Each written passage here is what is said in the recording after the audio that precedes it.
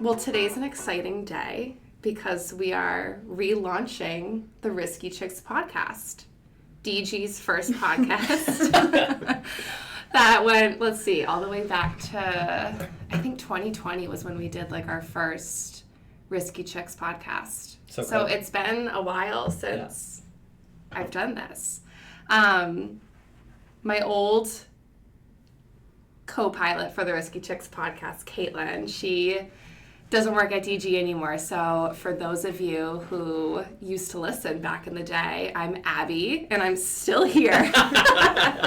Still here, still kicking, and we are revamping this podcast, and I'm very lucky to be joined by Emma and Joey, who have branded themselves as the riskiest chicks. Riskier. Riskier. Risque chicks. Welcome, we're guys. We're taking DG viral this year. I think that's the goal. I think that's the end goal here. Yeah. When we Otherwise, first sat down, being like, I think the three of us should redo this podcast and revamp it. That's kind of the direction that we wanted to go in. One, that's exactly right. But secondarily, I think the lunch table conversation is really what brought us here. So I want to thank the lunch table. Yeah, every day at noon. Yeah. Lunchtime. Yeah. That'd be a nice podcast name, too. Yeah. Every my day God. Noon. Yeah. Every day at noon. Have a high noon. Yeah. Weekdays at noon. Weekdays at noon. Okay. Next podcast. On Disney Channel. Perfect. Yeah. On Disney Channel. We do the little Mickey sign. Yeah, the little Mickey sign. Give me a little pen. But we do it D. Yeah. Oh, DG. DG. So I've been here for 8 years. Almost 8 years now. You guys are new to the team. Mm-hmm. This is correct. Especially Emma. Yeah. How long have you been here for? This will be my fourth week. Fourth week. Trial by fire. No one's going to expect you to say, like, fourth week. They're going to expect you to say, like, fourth month, fourth year, like, fourth week. Fourth week. Coming in hot. Coming in hot. So it will be a month on Friday. Yeah. How old are you? Where are you from? Tell us. I'm 25. I'm from Milton, Mass. You can say it with a little bit more emphasis and like happiness. From Milton, Mass. I meant the 25 part, but 25. I live in Southie, like every other 25. Doing literally the 20-year-old Southie things. Yeah, for sure. I have a little insurance experience. So I was with another brokerage for like 18 months. Yeah. Right when I graduated from Providence College, right down the road. Yep. Then I switched over to property management and commercial real estate, and residential real estate. And then I was like, I'm going to go back into the insurance industry. Yeah. Everyone do what needs you it. like, yeah. I have my license, so let's just rip it. Rip it with Emma. So we're back. I'm going to make a career out of this thing. Yeah. Oh, that's awesome. Yeah. And what are you doing now for DG? I'm a client advocate, so I'm doing the desk work, building up the insurance acumen. Yeah. And I want to get on the sales side. Yeah. I want to be a producer. I'm very eager to do that. Yeah. I feel like you have just the good personality for like a salesperson. Like you gotta be built differently for sales, you know? Think so? I mean, I definitely don't think I could do it. I feel like you're always just on with sales. Yeah, and that's not a bad thing. No, it's not. If you're not always on, or if you're not one of those people, like don't. Yeah, good with people, good with conversation. Yeah. I think you got that. And you're 25, so you have more energy than us. Yeah, so hopefully insurance-wise, all my friends that are 25 want to stay with me for 25 years. That'd be great. Well, you know, insurance is definitely like longevity. Like that career definitely can take you places. Mm-hmm. And I also feel like working here, since I've been here for like 8 years now, like I just feel like conversing with my coworkers and peers, like you definitely gain so much knowledge just like in that way, you know, alone versus like, you know, taking your exam and the licensing and stuff. So and by being in the office every day. Yeah. You Hot just take, pick up on so many I enjoy things. being in the office. Yeah. You just kind of, I'm not going to say eavesdrop on everyone. But No, I think that's part of it. Also, I think that's part of the learning, though. Yeah. You know? And commercial lines too, I feel like is so complex, like just kind of listening to everyone around me. Absolutely. And you can hear real life scenarios, like real life issues that are happening. And it's like, how are we going to solve this? Yeah. It speeds up the process. Totally. Yeah. Little light bulbs going off in my head. Ding, ding, ding. I'm like, I remember this. I can do this in my sleep. Yeah. There you go. What about you, Joey? Oh my God, Joey? what a transition. Who are you? All right, my name's Joey. I've been at DG for 6 months. I'm on the other side, so I'm on the personal side, client advocate. So Emma, I'm just doing what you do, but with people, like in their homes and stuff. Yeah. You're doing on the business side. Yep. So I think you make the real money, but I make the deep personal relationships, Yeah. But no, I've been working not only at DG for 6 months, but in insurance for 6 months. Brand new to the industry. Previous to that, I was in higher education fundraising for about, I think, 7 years, if I'm doing my math right. Oh, wow. Oh my gosh, yeah. It's well, we graduated college the same time. Yeah. So. For those who don't know, I went to Loyola, Maryland. I graduated in 2017, and I actually know Abbie's husband. Yeah, and I think like the last time I recorded this podcast, I had just gotten engaged. Yeah. Yeah. And now fast forward to today, I'm married with a child. With child. Crazy. Sorry, not with child. With a child. With a child. Child yes. is we only external. We have a 15-month-old boy named Luke.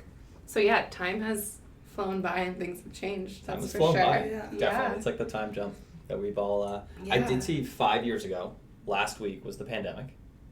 Oh, I saw that. Even that alone kind of throws me off. Totally. I was a very evergreen 24-year-old, but I was living in Maryland for a bit and made the transition back up to Boston. I kind of wanted a job that challenged me a little bit more and had to get me in front of more people. But that's what brought me to insurance, and it's funny because I hate to say it, insurance isn't really like a sexy industry, but I've learned more in the first 6 months here than I think I've learned in any job. Wow. A lot of it's like drinking from a fire hose. Yeah. But so much more of it is like personal relationships, communication, 100%. being able to get to know people. So yeah. Yeah, but eventually I'd also like to be on the sales track, similar to Emma. Yeah. Just on the personal line side, probably. All right. I don't know any of that business stuff, but I know if your house is on fire, that's pretty important. So that's where we're at. Yeah. Yeah.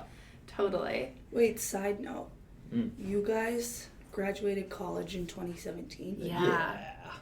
So I'm 29. I was a junior in high school in 2017. Oh, that's really alarming. Wow. I don't like that. I graduated high school in 2013. Same. Yeah. I just turned 30. So I was 12. I just entered my 30s. Oh, I forgot. This Yeah, year. you're in your 30s now. Congrats. Yeah. Happy 30th. I don't know how I feel about it. For guys, I'll say, well, I should say, giving context to the age of 30, the only thing I ever knew about 30 was that Friends episode where Rachel freaks out. That she's turning 30. That she's turning 30. And Maybe I I think Phoebe should watch figures out that. she's actually 31 and not 30. Do you remember that? I don't know if I do. I watch a lot of TV. I live with my cousin and another friend right now, and they're both about Emma's age. And it's the first time I've ever had an apartment with two people who had never lived in an apartment before. So we're learning the cooking. So you're 30. Your cousins are 25. Excuse me, I'm 29 for another month. So I'm gonna My milk that mistake. as long as I can. I'm the elderly woman in the room. The elderly woman. Look at the walker. Well, Emma, who do you live with in Southie? I live with 4 of my best friends from college. There's 5 of you in can't the believe home? there's Five of 5 us. of How many? you. Please don't tell me there's one bath. No, there's 3 baths. Oh, okay. Wow. Yeah. That's Good a save. big apartment. It's a big apartment. Yeah. Do you all have your own rooms? Mm-hmm. Wow. That's so it's a really 5-bedroom, 3 It's bath. awesome. Jeez. It's I awesome. gotta get in that. I'm also spoiled with Can I ask my how much roommates are rent great is? cooks. It's $7,000 a month. Okay. It's Southie, so it's But you gotta remember. 14. But I feel like That's actually not as bad. that as honestly you would think. It's probably not be like awful. my guess. Like I would say that that's probably like it's like, not awful. Yeah. What's the math on that? So like 1,400. Yeah, 14. That's like.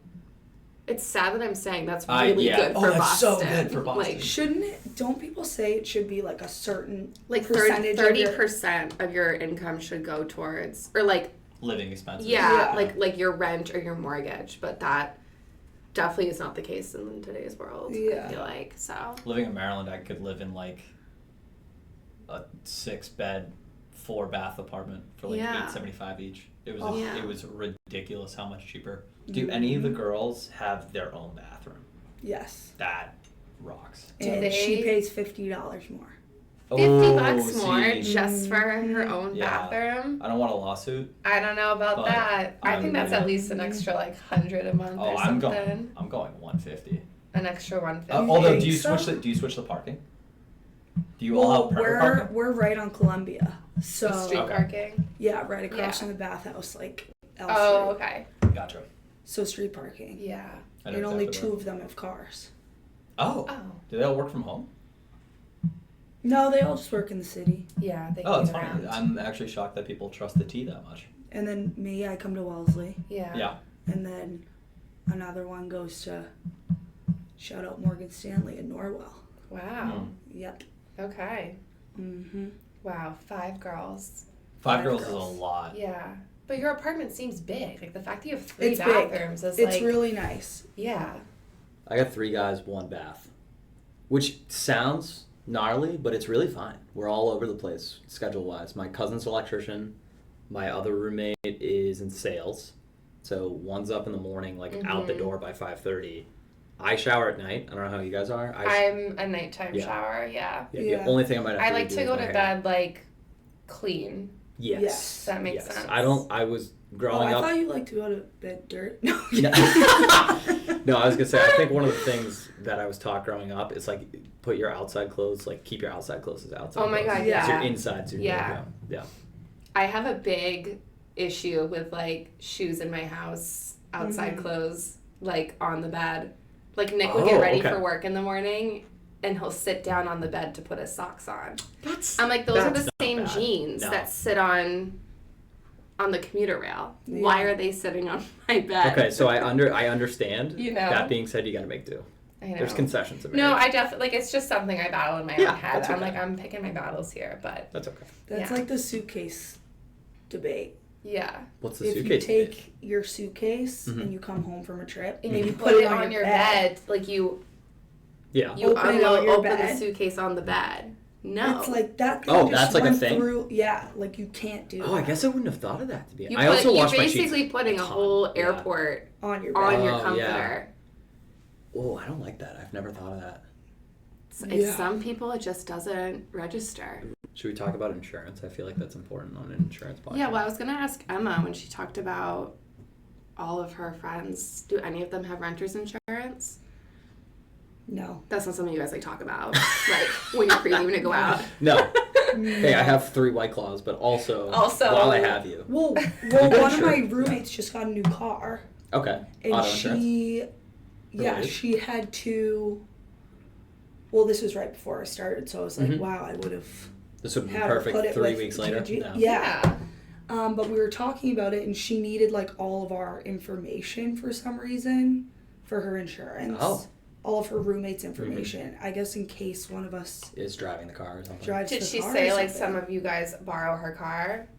Because she could just add you as like an additional like operator. Yeah, Oh, occasional yeah. operator. Like, for example, my cousin will borrow my car, Uh-huh. so he's listed as an occasional operator on mine because he's in it so often. Yeah. There's always like the permission, like, hey, can I run to the grocery store? Yeah. Does that make it more expensive though if you add them? I don't think so. It's dependent, honestly, and it's also dependent on their record. So, for example, I'm not saying this is right or wrong, but if my cousin was a really good driver and I was a really bad driver and he added me as an occasional operator, they're going to say, oh, Joey has points on his license. Yeah. It might ding you a little bit. Yeah. If you're both like 99 drivers, which is the fancy Oh, yeah, way of 'cause saying it your does- perfect rating, you'll be fine. Do they take your license number? They do if Yeah. you're an occasional operator. Yeah, You're right. that part's important. Well, there you Yeah. go. You learn something about personal insurance. So. Yeah. If you bring your friends over here for renter's insurance and for auto insurance, you can get commission. What? Yeah. Yeah, don't show them the That's, episode, but that's a perk Mhm. here at DG. Isn't Yeah. renter's Like a- insurance so cheap too? Or It's is so it- worth it. That's the Yeah. thing. I gotta like, be- why wouldn't Yes. you Yeah. get it? So I thought I was gonna drinking too much of the Kool-Aid when I first started, and I was talking to Chip, who's our CEO, Mhm. and I was like, "Oh, like renter's insurance. Yeah. None of my friends can afford a home, but like they all rent. Like, what should I do?" And he was like, "You should absolutely get them on renter's insurance and not even be in the sales tactic." But he's like, "Let's be real. Mm-hmm. You guys are all 30-year-old dudes living in Boston, either with or without girlfriends or whatever, spouses. There is probably going to be at least one of your friends that has like a fire or flood. Like it Yeah. happens. Somebody leaves the stove on, somebody is Nick grilling. Nick had a flood in his apartment. We can get into that. Yeah. But yeah, somebody leaves the grill on. That's a really popular one. I know Dorchester has a lot of kind of laws around grills on your back patio because of the fact that there's so many silly people that they just leave them on. Yeah. Yikes, that's scary. Yeah, and if you combine that with people who might lie or not lie about smoking cigarettes on the deck. Oh no, I don't do it because I want to get the apartment. And then they're smoking cigarettes on the back patio. Yeah. And then there's a gas stove. It's usually a nightmare. Oh my god. So like don't quote me necessarily on this, pun intended, but it's usually around like $200, $300 for like a decent size. If you're running like a 2-bedroom. For the year. Yeah, for the year. Yeah. For the year. So I always say to people, we have a running joke right now because my roommate Josh, shout out Josh, consistently has said, I'm never getting renter's insurance, especially from you, because it's you, which is fine. And I love that for him. Oh, yeah, no, we're good friends, but that's like guy humor. You need to be harsh with each other. In the 2 weeks after he said that, he almost flooded our apartment and he almost set himself on fire. Oh my god. In our apartment. You're like, that's it. Yeah, so I was like, okay, so I'm going to sign us up for renter's insurance, which is fine. So now I have renter's insurance. Yeah. It's my first time not ever having it, because I think I had it at one point with a Maryland home, but I was laughing because as soon as it was like a tragedy of errors where I was I think a lot of people just assume it's like another expense. Yeah. Like I gotta I understand why, but empty my pockets to pay this rent payment. Like I'm not paying anything else. But it's very low in cost and very much worth it. I tell everybody that we work with that I'm in the God forbid business. I'm not in the money. God forbid. Yeah. I'm in, it's like your grandma just being like, well, God forbid, honey. You have like a little protection or an umbrella or whatever. Oh, not that she knows what just umbrella clicked is. in my head. Yeah. That just clicked in my head. There you go. That makes sense though, because that's also why, even though I have my license, I'm kind of, like I said earlier, like building back up my insurance knowledge. Yeah. Because when you get to the producer side of things, like I don't, especially if I would have friends or family as clients, I don't want to necessarily be selling to them. I want to be like advising them. Yeah. Like you want to be have for the best risk advisor. Yeah, like I want to help them. Yeah. Like a problem solver almost. Like instead of kind of just come to me for no reason. Yeah. That's kind of what I did with Nick when I was living with my parents. This was back in like 2020, I think.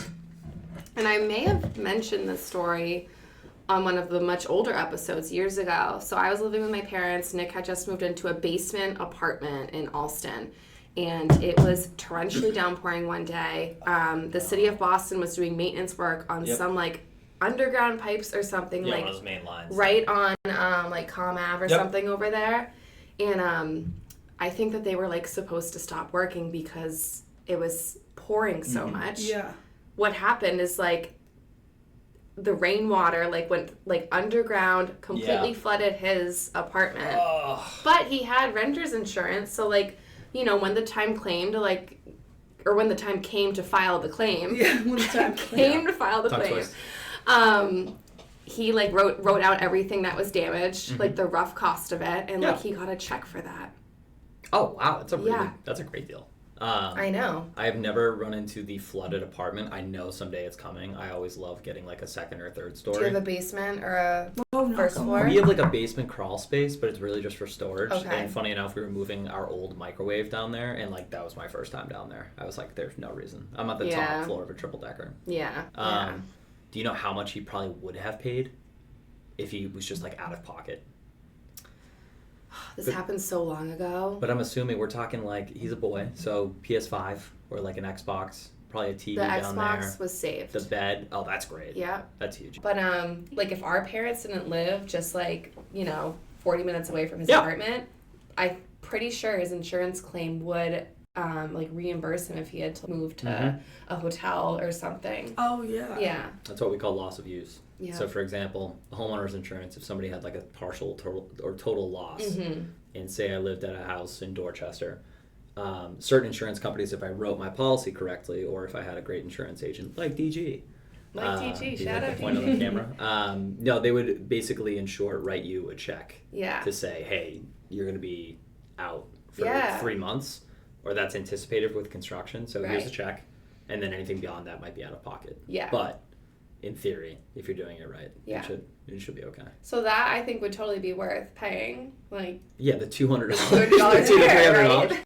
And again, don't quote me on that, but I mean, everybody in my life, nobody is making Yeah, insane strides in the square footage of their apartment right I now. know. So Yeah. that checks out. I know. Look at you, Joey. Yeah. You're so We're trying. insightful. Oh my God, I appreciate it. Speaking I of can't wait for the flooding, sales, though. Yeah. I was up in New Hampshire this weekend at my friend's condo, and they were talking about another condo down the street. So this is like a big condo Association? homeowners association. I guess one of the pipes in the toilet bursted, something like that. And these people are seasonal. They don't live in their condo up there. So what happened was the whole basement floor completely flooded, almost like up to the ceiling, basically. Oh, that's bad. I know. And the reason why it was caught was because their neighbors noticed outside like this giant ice dam coming out of, because it got so cold, so the water that was rushing outside froze. So they're like, what is this like frozen waterfall like, coming out of this window? Yeah. That is so brutal. I know. So it stinks, and it like ripped apart the ceiling from like the basement floor like all the way up to the ceiling. So they have to gut the entire condo at this point. So is it the full association or just the unit? So it goes under the association insurance. So the whole association ends up like paying or contributing to this claim, which I thought was so interesting. Yeah. That part is like, that's kind of like the unified front, and I think that's something that's really popular because call it 30 years ago, like having a single family home was like the American dream. Now I think for anybody living in like a semi-suburban area, like getting a condo is really what everybody's focused on. Yeah. But there's a ton of condo policies that they'll have a master policy that covers everybody in case something happens. Yeah. But yeah, that's part of that condo association fee that they want to tell you about.